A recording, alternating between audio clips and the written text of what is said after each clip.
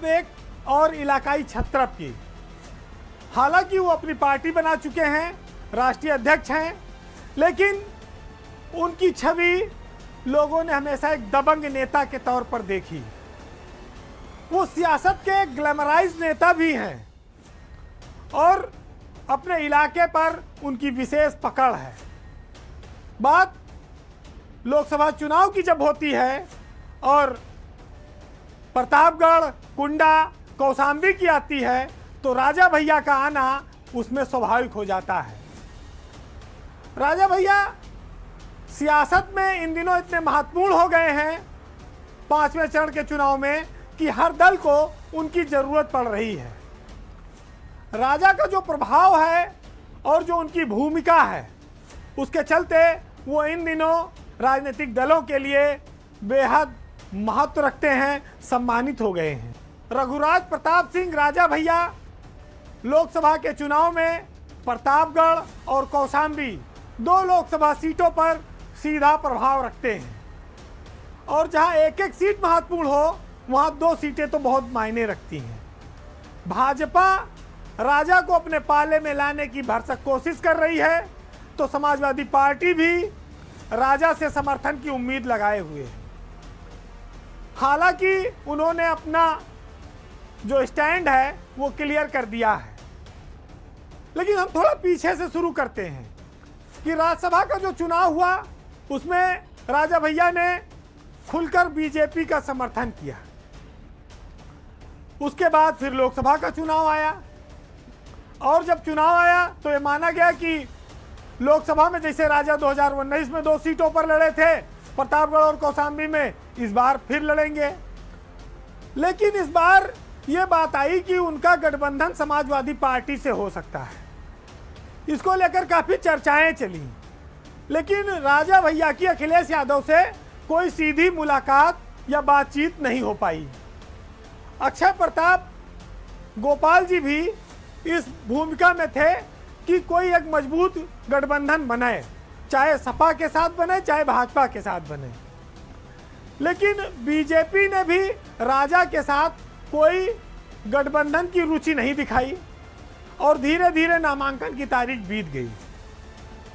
राजा चाहते तो चुनाव लड़ा सकते थे, लेकिन पिछली लोकसभा की जो स्थितियां थी वो अकेले लड़ने पर वो चुनाव में सिर्फ किसी को हरा सकते थे, खुद जीतने की स्थिति में नहीं थे। लिहाजा उन्होंने लोकसभा का चुनाव लड़ने से अच्छा अपने समर्थकों को फ्री करना उचित समझा।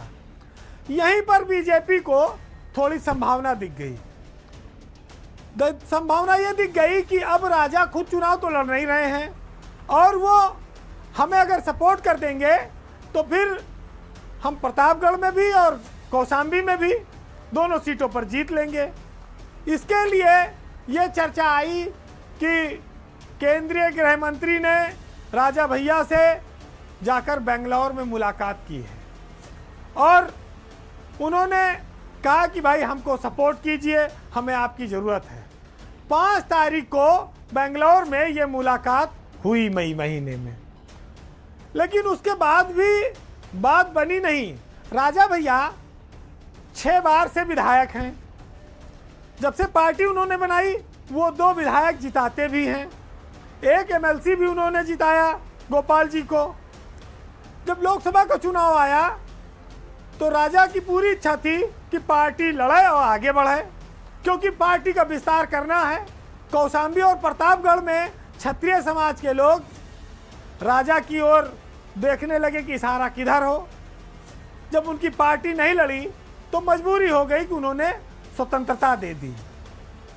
बीजेपी के लिए यह बड़ा कठिन मौका है, क्योंकि बिना राजा के सहारे कौशाम्बी और प्रतापगढ़ में वो जीतना तो दूर, खड़ा होने की भी बहुत ज़्यादा उम्मीद नहीं कर सकती, क्योंकि 1.5-2 लाख वोट तो कौशाम्बी में उनके पास मैनेजमेंट का है और हर मौके पर राजा ने भाजपा का साथ दिया, हर मौके पर मदद करते आए। लेकिन जब एमएलसी की सीट का चुनाव हुआ था तो राजा के खिलाफ बीजेपी ने कैंडिडेट लड़ाया था। गोपाल जी बीजेपी से चुनाव लड़कर जीते थे एमएलसी का।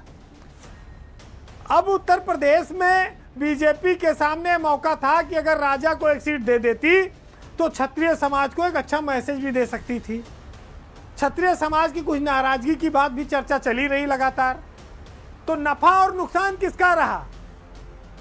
एक चर्चा ये भी आई कि अगर राजा भैया भाजपा को सपोर्ट कर देंगे तो हो सकता है कि चुनाव के बाद जब योगी आदित्यनाथ की सरकार का मंत्रिमंडल विस्तार हो तो वो कैबिनेट मंत्री बने। लेकिन अगर कैबिनेट मंत्री बनना होता तो फिर वो अपने समर्थकों को आज़ाद न करते, फिर वो समर्थन का ऐलान करते।